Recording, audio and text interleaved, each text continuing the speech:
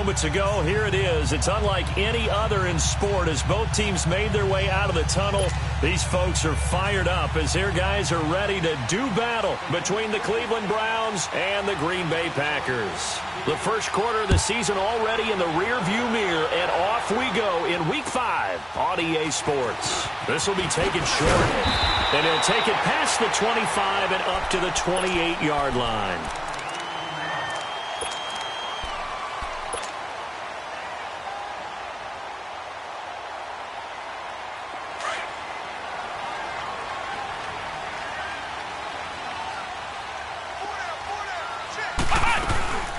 Now the Georgia Southern man, this is Jarek McKinnon. They'll only get a couple up to about the 30.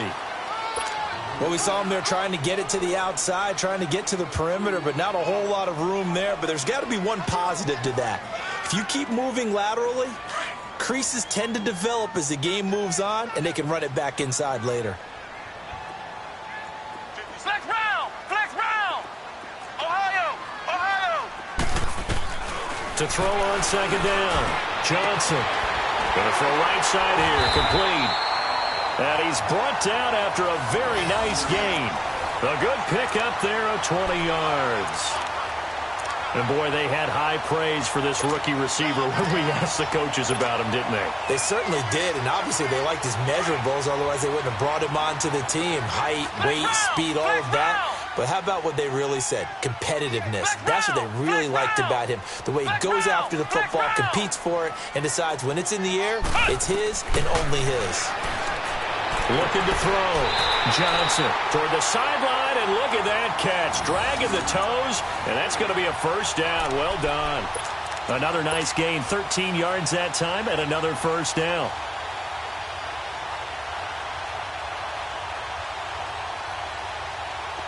Line of scrimmage, the 37 on 1st and 10. Come on, let's go! Now McKinnon. And he's going to be met at the line of scrimmage and taken down. No gain on the play. It'll be second down.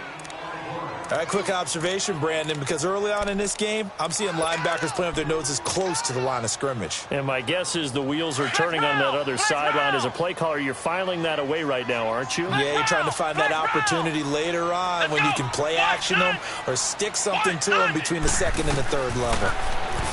Now he'll look to throw here on 2nd and 10. And an alley to run. And he'll work it inside the 30 to the 29-yard line. He turned that into a nice gain, gets him 8 yards closer for third down.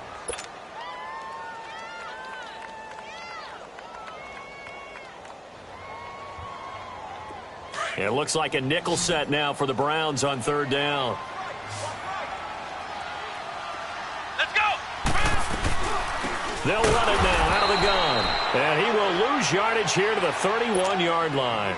It's a loss of a full 3 yards, and it brings up fourth down. And Forbath will put this.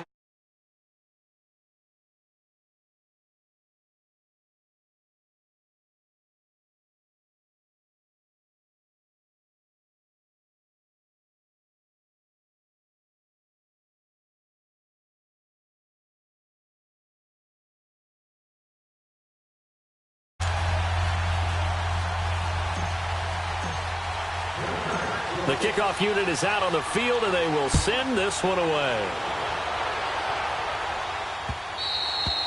And this will not be returnable. It's out of the back of the end zone for a touchback.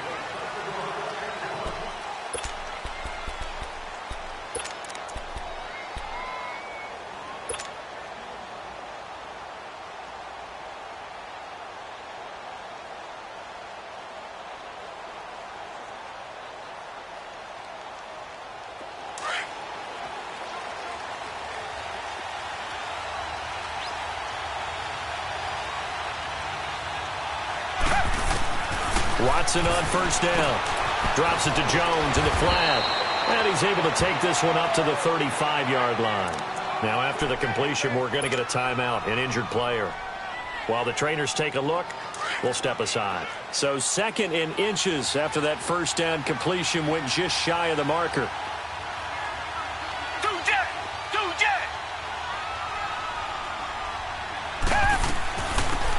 first carry for Darius Geis. They find some open field here. And they've got it well across midfield down to the 40 before it's all said and done. 25 yards the pickup there, and also a first down.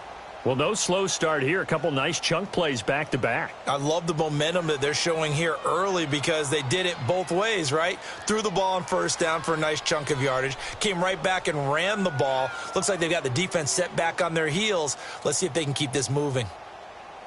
Now after the run by Geis, here's 1st and 10.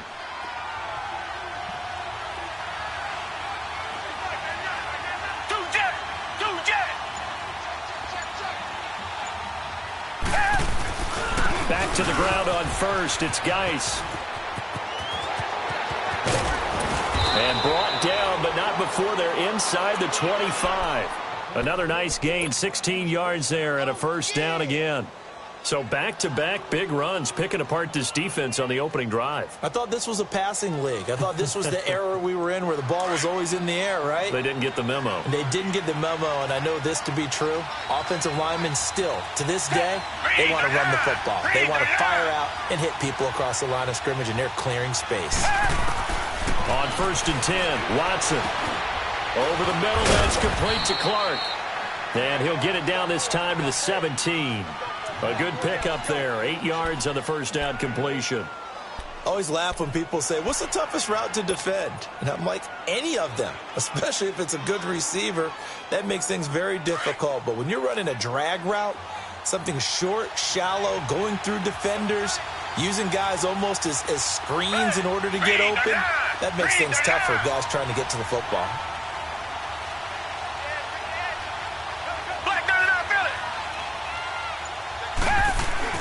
Geis with a carry on 2nd down. And he's eaten up at the line of scrimmage. Might have gotten a yard down to the 16. Doubling this guy has to be a priority before moving up to the next level because the big fella, he just ate that one alive, just stuffed it. In fact, before the game, he was talking to us, and he's like, hey, these pants make me look fat. And we said, nah, man, you're just a whole lot of guy. He is at well over 300 pounds. He's a big man. And he'll take this one down near the 15. He needed 2, he got 1, and that's going to leave him with 4th down and a yard. Well, they picked up a portion of it, but not all that they needed. Now that leads to a decision on 4th and 1. Let's see what they decide to do.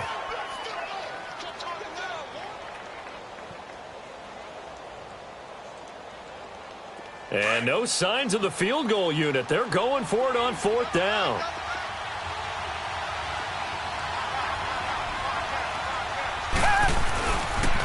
They'll run with a big man. This is Adams. It's 1st and goal after they rip off a solid chunk of yardage in the ground game on a risky 4th down call. This is a question of who wants it more. Easy to get stuck behind all the big bodies, but you've got to find a space and fight forward for the first down.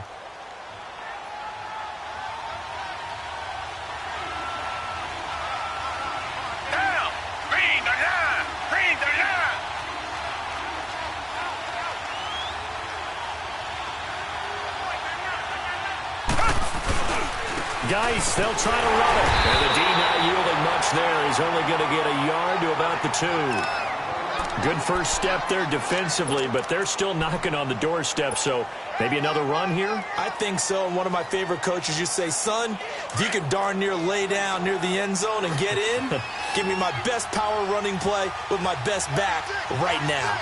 Down! Green the line! Green the line!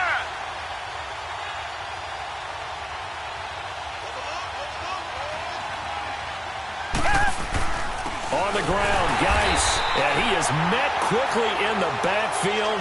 Down he goes, folded like a lawn chair. This has been a long drive. You got to figure a field goal would be a letdown. Can they convert now on 3rd and goal?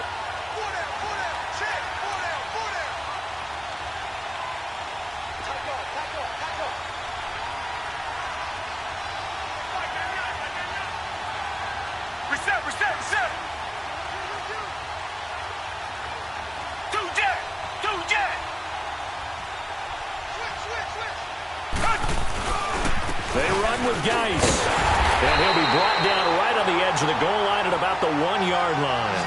4 yards, that gets him close to the goal line, but it also brings up a 4th and goal.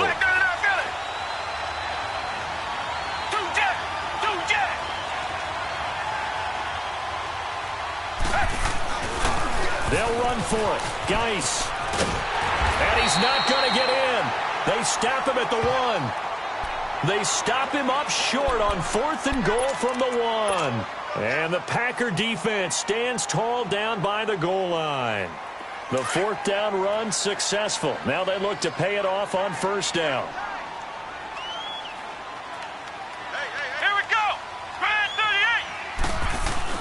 38. Now McKinnon to start the drive. And he'll get him a little bit of breathing room across the 5 to the 6-yard line.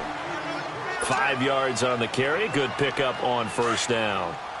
I call that play a success. A nice inside run sets up a very manageable 2nd down. A very solid gain on that play. What? 90. Toss play to McKinnon. And this time he's not going anywhere. They'll get him down right at the line of scrimmage. They'll say no gain on the play there, and now it'll be 3rd down. Perfectly designed blitz right there. They took that one from the grease board to the field because they were able to free up their linebacker to get into the backfield and spill the play. Ohio! Ohio! Ohio! Ohio! Ohio! Back to throw. Johnson. He may try and run for this. And he will avoid the contact as he slides to a stop. A good decision in the end to pull it and run. Gets him 9 yards and a 1st. When they watch film of this game and hand out the grade sheets, he's going to really like getting a double plus on this play. Why? He scrambles and picks up a 1st down. But what else does he do? Protects himself by sliding and avoiding the big hit. Double plus, big-time play. They run it with McKinnon. And brought down, but not before they're able to get it up to the 25. A nice pick up there, 10 yards, and it'll move the sticks.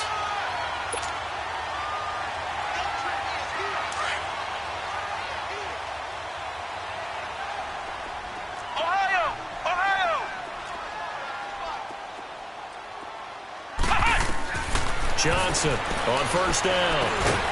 Throwing into traffic there, and that's complete.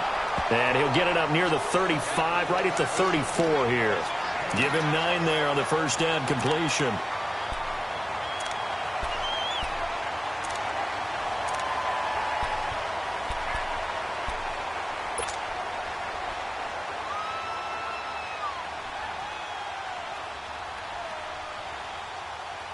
Maybe a good spot to take a shot. Here's 2nd and a yard from the 34.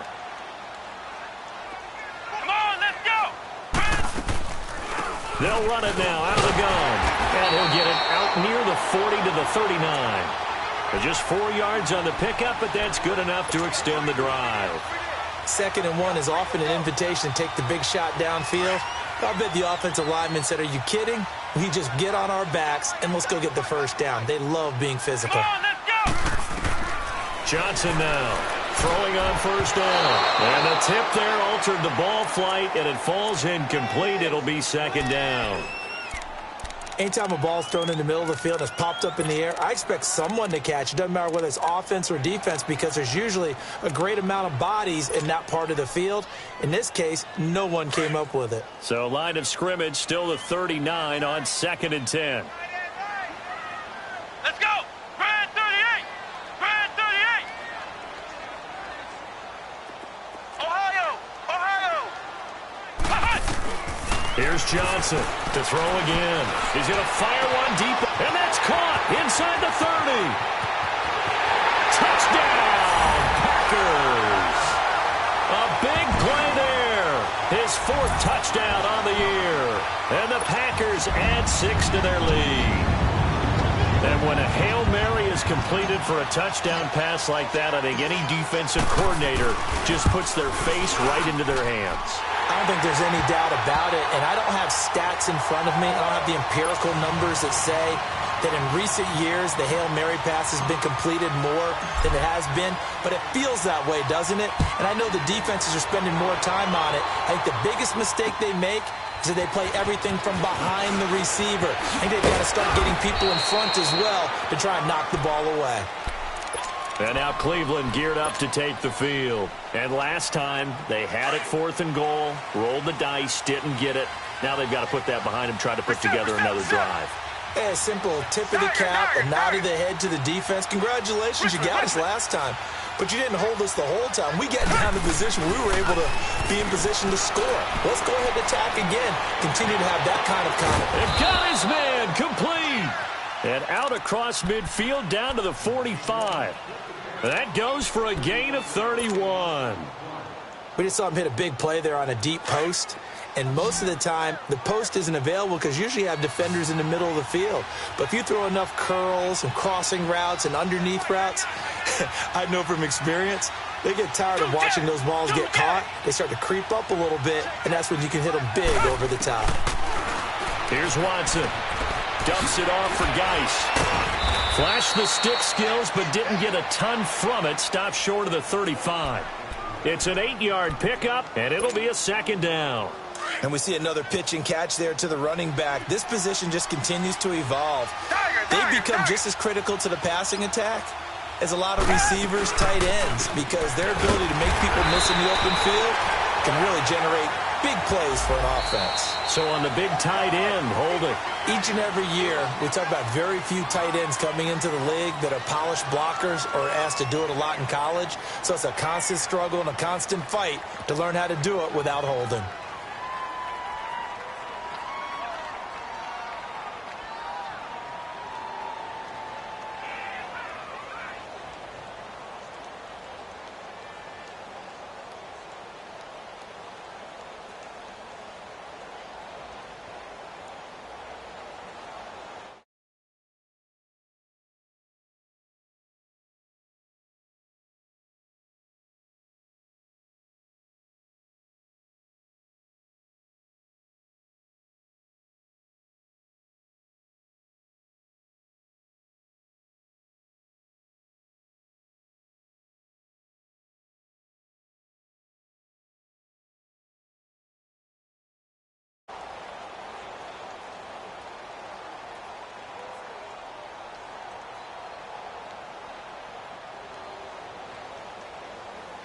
And now a timeout coming from the defensive side for the Packers.